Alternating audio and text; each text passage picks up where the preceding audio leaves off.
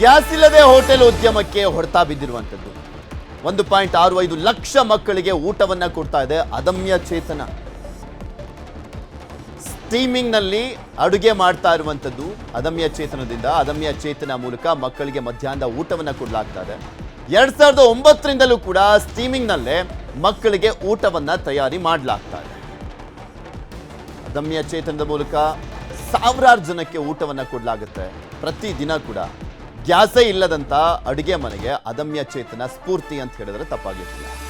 ಒಂದು ಗ್ಯಾಸ್ ಬಳಸದೆ ಲಕ್ಷಾಂತರ ಮಕ್ಕಳಿಗೆ ಬಿಸಿಯೂಟವನ್ನ ಕೊಡಲಾಗುತ್ತೆ. ತ್ಯಾಜ್ಯವೇ ಇಲ್ಲಿ ಇಂಧನ. ದಿನಕ್ಕೆ 120 ಸಿಲಿಂಡರ್ ಉಳಿತಾಯ ಆದಂತಾಗ್ತಾ ಇರುವಂಥದ್ದು ಅದಮ್ಯ ಚೇತನದಿಂದ.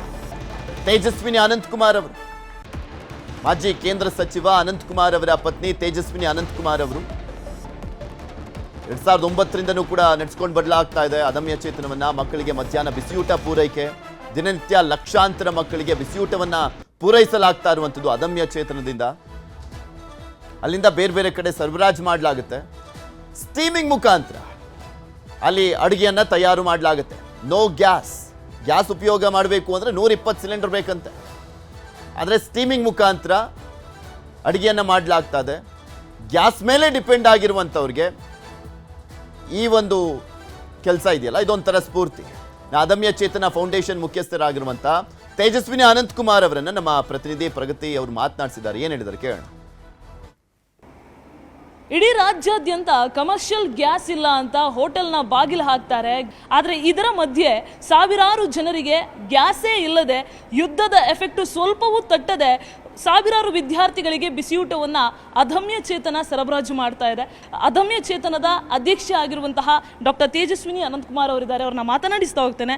ಮೇಡಮ್, ನನ್ನ ಮೊದಲನೇ ಪ್ರಶ್ನೆ ನಿಮಗೆ, ಎಷ್ಟು ಜನ ವಿದ್ಯಾರ್ಥಿಗಳಿಗೆ ಇಲ್ಲಿಂದ ಬಿಸಿಯೂಟ ಸರಬರಾಜು ಆಗುತ್ತೆ ಮತ್ತು ಯಾವಾಗ ನೀವು ಗ್ಯಾಸ್ಗೆ ಗುಡ್ ಬೈ ಹೇಳಿರೋದು? ಹೀಗೆ 1,65,000 ಮಕ್ಕಳಿಗೆ ಅದಮ್ಯ ಚೇತನ ಊಟ ಕೊಡ್ತಾ ಇದೆ. ಪ್ರಾರಂಭ ದಿನದಲ್ಲಿ ನಾವು LPG ಸಿಲಿಂಡರ್ ಉಪಯೋಗಿಸ್ತಿದ್ವಿ. LPG ಕಷ್ಟ ಅಂತ ಡೀಸೆಲ್ ಉಪಯೋಗಿಸಿದ್ವಿ. ಎರಡೂ ಪಳಿಯುಳಿಕೆ ಇಂಧನಗಳು ಅಂತಲೇ, ಅಂದರೆ ಭೂಮಿಯಲ್ಲಿ ಆಳಕ್ಕಿಡಿದು ಅಲ್ಲಿಂದ ತೆಗೆದು ಆಯಿಲ್ ಬೇಸ್ಡ್ ಅಂತೇನೀಗ ಈ ದೊಡ್ಡ ಚರ್ಚೆಯಲ್ಲಿರುವಂಥ ವಿಷಯ. ಇದು ನಮಗೂ ಗೊತ್ತಿದೆ, ಆಯಿಲ್ ಡೀಸೆಲ್ ಪೆಟ್ರೋಲ್ ಕಡಿಮೆ ಬಳಸಬೇಕು ಅನ್ನೋದು. ನಾವು ಶಾಲೆಯಲ್ಲಿ ಓದಿದ್ದೀವಿ, ನಮ್ಮ ಮಕ್ಕಳು ಓದ್ತಾ ಇದ್ದಾರೆ.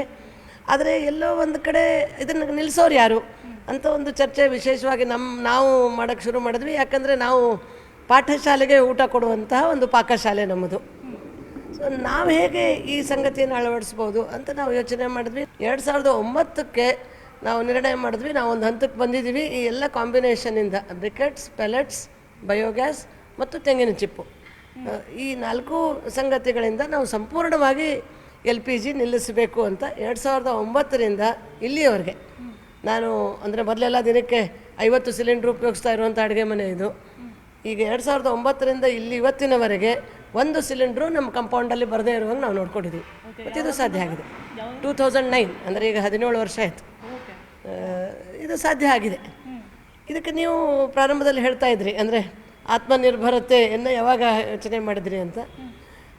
ಇದಕ್ಕೆ ನಾನು ಆತ್ಮನಿರ್ಭರತೆ ಅಂತೂ ಖಂಡಿತ ಹೌದು, ಜೊತೆಗೆ ಪರಿಸರ ಸ್ನೇಹಿ ಇಂಧನ ಆಗಬೇಕು. ಈಗ ಅಡುಗೆ ಮನೆಯಲ್ಲಿ ಮುಖ್ಯವಾಗಿ ಬೇಕಾಗಿರುವಂಥದ್ದನ್ನೇ ಒಂದು ಇಂಧನದಲ್ಲಿ ನೇರವಾಗಿ ಬೆಂಕಿ ಬೇಕಾಗೋದು ನಮಗೆ ಆ್ಯಕ್ಚುಲಿ ಒಗ್ಗರಣೆಗೆ ಮತ್ತು ಮಸಾಲ ಹುರಿಯೋಕ್ಕೆ.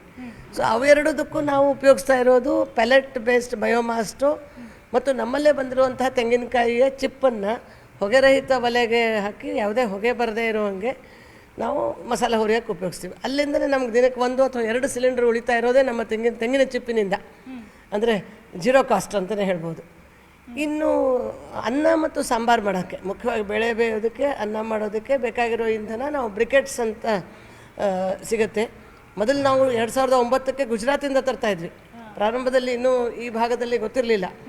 ನಂತರ ದಾವಣಗೆರೆ, ಬೆಂಗಳೂರಿನಲ್ಲೂ ಈಗ ಪ್ರಾರಂಭ ಆಗಿದೆ. ನಾವು ಕಳೆದ 10 ವರ್ಷದಿಂದ ನಾವು ಬೆಂಗಳೂರಿನಿಂದನೇ ಬ್ರಿಕೆಟ್ಸ್ ತೊಗೊಳ್ತೀವಿ. Okay ma'am, thank you so much. ಇದಿಷ್ಟು ಪರಿಸರ ಸ್ನೇಹಿ ಮತ್ತು ಆತ್ಮನಿರ್ಭರತೆಯ ಹೆಜ್ಜೆಯನ್ನು ಇಟ್ಟಿರುವಂತಹ ಡಾಕ್ಟರ್ ತೇಜಸ್ವಿನಿ ಅನಂತಕುಮಾರ್ ಅವರು ಹೇಳ್ತಾ ಇರುವಂತಹ ಮಾತು. ವಿಡಿಯೋ ಜರ್ನಲಿಸ್ಟ್ ರಾಯ್ಡು ಜೊತೆ ಪ್ರಗತಿ ಶೆಟ್ಟಿ, ನ್ಯೂಸ್ 18 ಬೆಂಗಳೂರು.